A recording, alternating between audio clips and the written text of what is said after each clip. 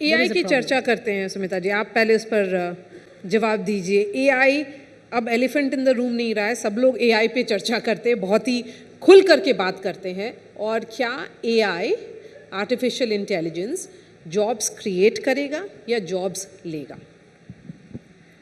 अब ये तो बहुत बड़े सवाल हैं जो कि वर्ल्ड लीडर्स से पूछे जाते हैं। मैं कोशिश करती हूँ जवाब देने का। आपको याद होगा कि सत्य नदेला जी ने एक बार ट्वीट किया था, जेवॉन्स पैराडॉक्स। जेवॉन्स पैराडॉक्स मतलब जब टेक्नोलॉजी में या प्रोडक्टिविटी में इम्प्रूवमेंट आता है तो वो पैराडॉक्सिकली नौकरियाँ क्रिएट भी करता है। तो एआई के अंदर अब देखेंगे कि एआई में हम सब जानते हैं जो मैकेनिकल नौकरियां हैं, रेपिटेटिव हैं, उनको एआई कम करेगा और AI is already taking over those jobs. उसका प्रभाव दिख रहा है, अब हमको इंडिया में भी दिखता है।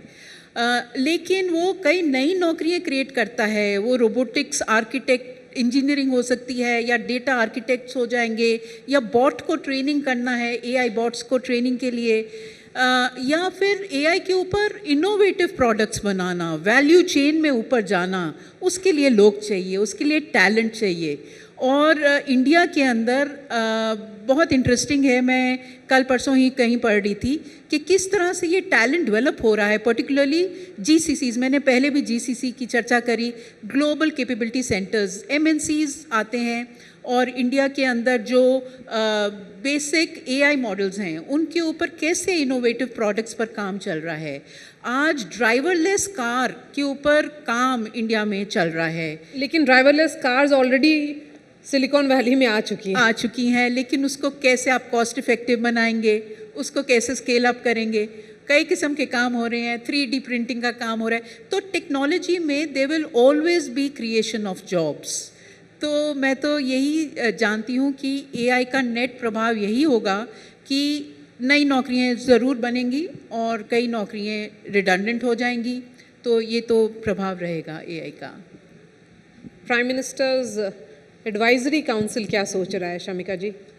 Maria, these are open empirical questions. इसमें देखिए, unlike the US, where a lot of these AI policies are very much left to the tech giants, and in China, where the state is really designing each and every aspect of it. Let me tell you that what now has happened in places like China, because it is authoritarian, it can do these things.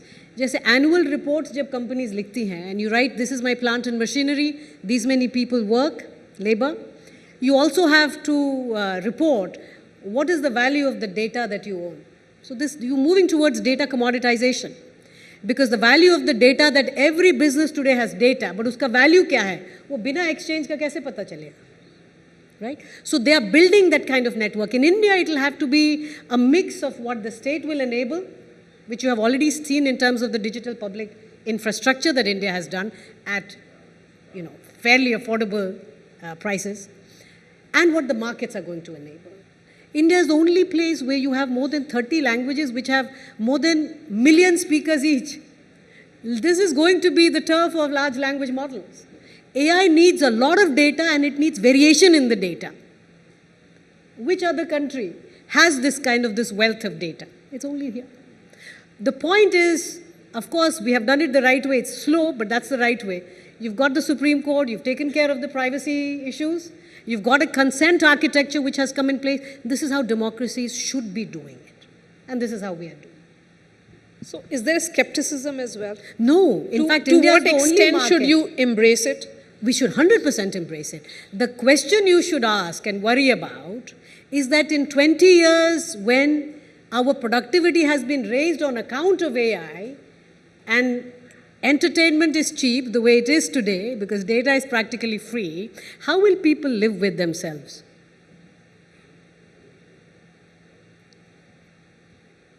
How many of in part of our training and skilling, can you spend time with yourself? That's not simple. That is what societies have to now, that's going to be part of our education. That is going to be part of the future training. But yes, AI, I think India is going to be benefiting disproportionately more from it. From AI, because Absolutely. Of the demographic advantage that and it will raise our labor productivity, which has not increased in a while. Okay. As per final thought, Sumita जी। मैं ये कहूँगी कि AI से ज़्यादा हमको automation के बारे में भी सोचना चाहिए। मैन्युफैक्चरिंग में ऑटोमेशन का जो इंक्रीजिंग अडॉप्शन है उसका क्या प्रभाव होगा एम्प्लॉयमेंट पर।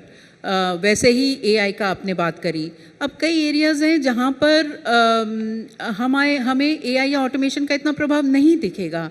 आप फ्यूचर ऑफ वर्क की रिपोर्ट देखिए जो वर्ल्ड इकोनॉमिक फोरम की है, agriculture, food processing, agritech, edtech, health take, these are all areas जहाँ पर नौकरियाँ बढ़ेंगी, startups will support the job creation. वैसे ही ऑटोमेशन में जब रोबोटिक्स ऑलरेडी हम देख रहे हैं ऑटोमोटिव मैन्युफैक्चरिंग में, maintenance of those robots, servicing, training people on to use those robots, तो इस तरह नौकरियाँ काफ़ी बनेंगी। तो मेरा तो यही टेक रहेगा कि ये AI automation we have to move with the times. In fact हमें इनोवेटिव प्रोडक्ट्स एआई पे बनाने हैं, हमारी आईटी कंपनीज़ को वैल्यू चेन में बढ़ना है, और वैसे इसी तरह से हम डिजिटल सर्विसेज एक्सपोर्ट्स को और डोमिनेट कर पाएंगे। तो फाइनल थॉट्स ये होगा शमिका कि जो बुलंद भारत की बुलंद तस्वीर इस सेशन का टॉपिक है, वो पिक्चर बहुत रोज़ी है। Absolutely. You can order one tomato and it will come to you in 7 minutes.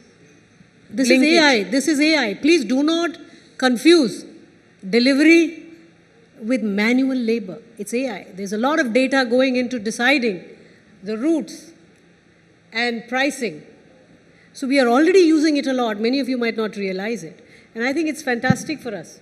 So all buland. It's all बुलंद। इसमें बुलंद भारत की बुलंद तस्वीर में मैं ये ज़रूर कहना चाहूँगी कि भारत को अब 10% पर ग्रो करना है, और उसमें कई सेक्टर्स को ज़्यादा ग्रो करना है, कई स्टेट्स को ज़्यादा ग्रो करना है, एवरेज से ज़्यादा, और उसी तरह फिर हम विकसित भारत की ओर जा पाएंगे।